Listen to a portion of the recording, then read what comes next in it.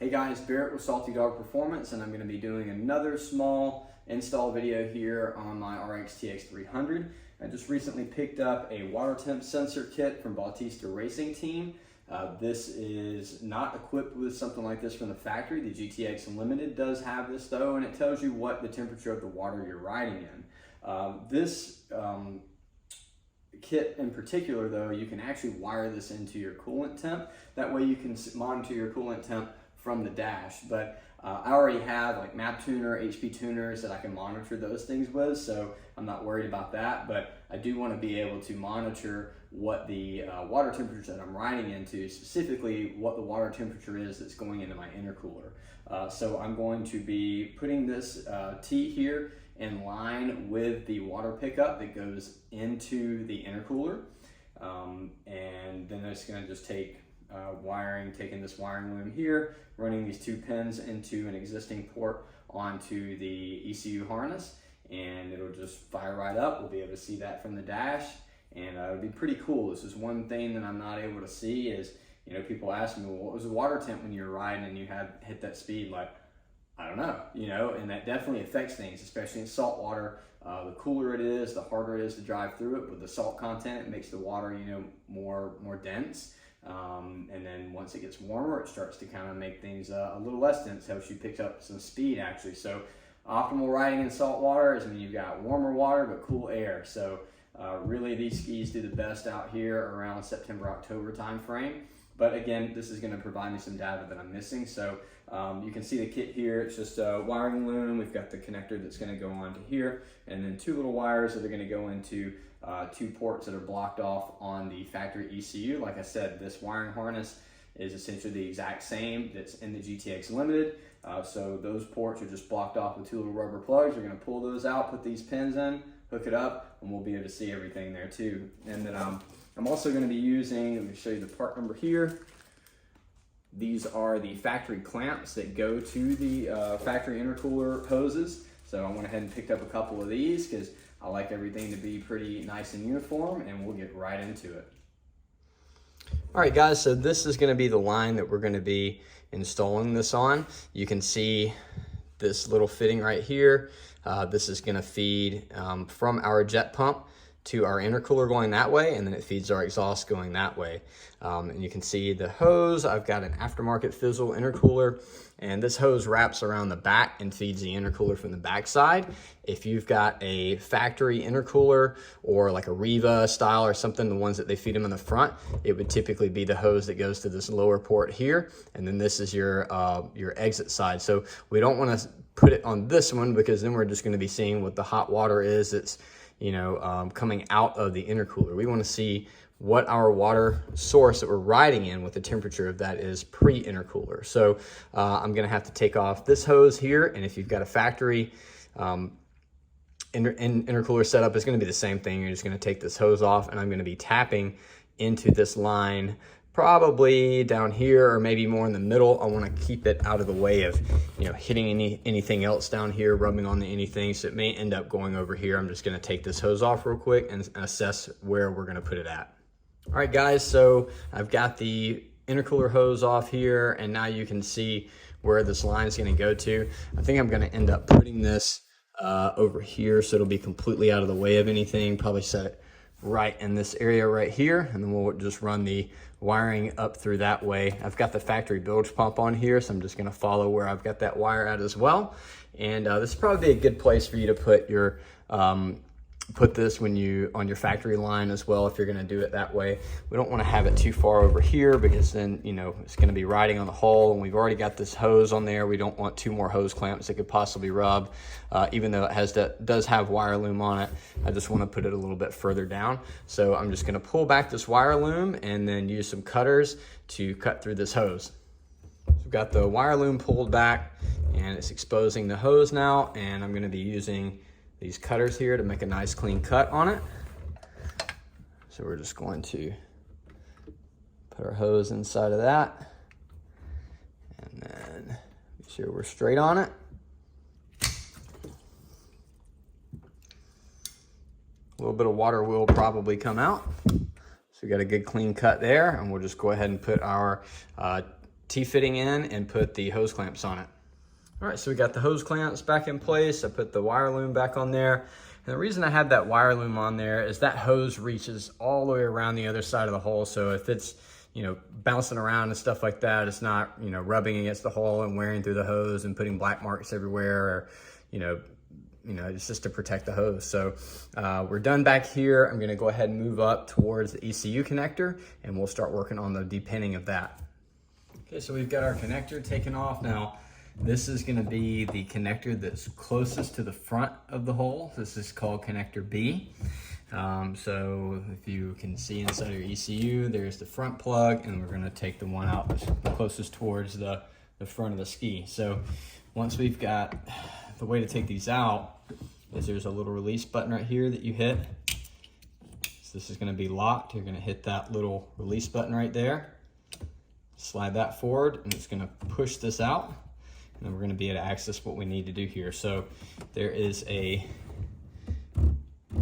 little wire clamp right there.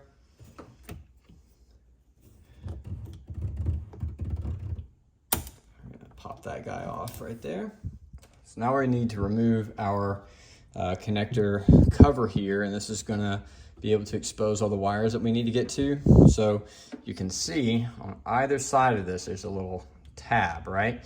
So what we're gonna need to do is use a pick tool, and we're gonna grab this and pull towards us, put our index finger on this, pull towards us. We're just gonna take these little tabs.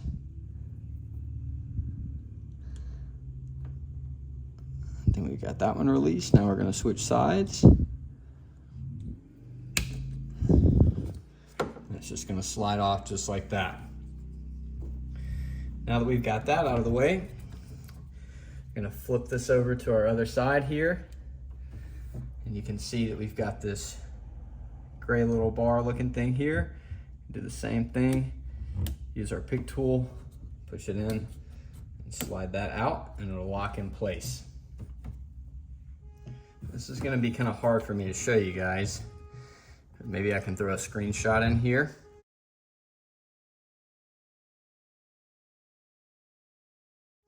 But with the plug flip like this, so we've got A, B, you know, like A, B, C, D, E, F, G, and then row 1 is the top, then 2, 3, 4. So you can see this black ground wire right here. That is on row.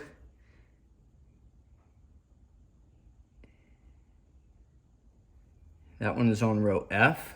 So we're gonna be pulling these plugs out of E2 and G2. So on the left side of the black wire right here in the middle, and on the right side, there's gonna be white plugs that we're gonna need to use a pair of needle nose and pull those out.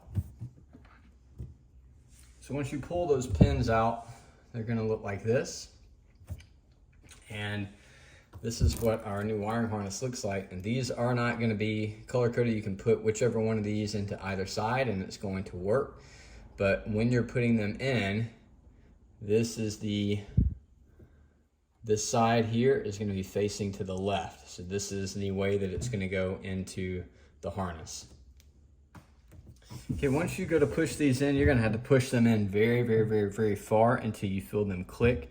So you might have to get forceful. This one on the left was a little harder to get into because there's not a whole lot of space, but it'll feel like they're not clicking, but just keep pushing, you'll feel them click in place.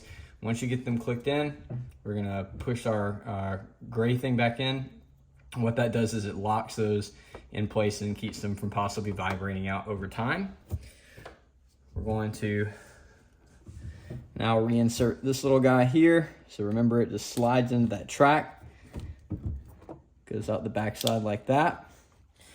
We're gonna take a new zip tie and put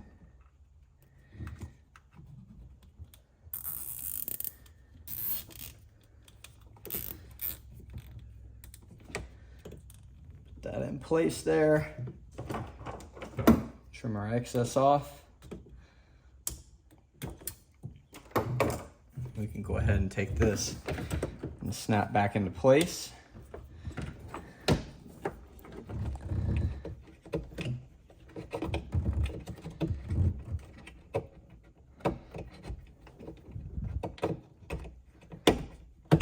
just kind of get down to all about feel. But once you get it in, you're gonna rotate that bar back and it'll lock everything in place. Now we can see we got our wiring harness coming out here, and we're just gonna route it through, and I'll show you guys how I'm gonna do that. Okay, so everything is ran. You can see that I have the excess of the wire loom just kind of wrapped up right here. And then I followed down through, I don't know if you guys can see this, but this is where the factory bilge pump line runs to. And it basically just runs down by the factory radiator hose right here for the overflow tank. I'm gonna wrap it all the way around behind the intake manifold. And there's a zip tie in the middle back there, trying to hold that in place too so it doesn't hit the engine. You can see it runs over here. Got a zip tie right here. I still need to cut the excess off of it. And then it just runs up and over to our sensor there. So now we got everything installed. I'm just gonna clip that excess off of that right there. And then we'll turn it on and make sure everything's working properly. All right, let's turn everything on and make sure that our sensor is operating properly. Our start button on. And you can see we've got a degree, a temperature reading right there. So water temp. So if you guys have one of these skis, if you tried to scroll through it to know that it's working, when you go in and you say water temp, you know that it's working. So that was relatively simple, and I think pretty much anybody can do this at home.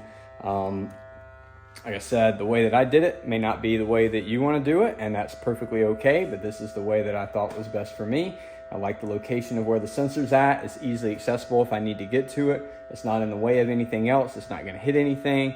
Yeah, works perfectly for me. So if you guys want this, I'll leave a link in the description of the video below. Make sure you check it out and stay tuned for more videos. We'll see you soon.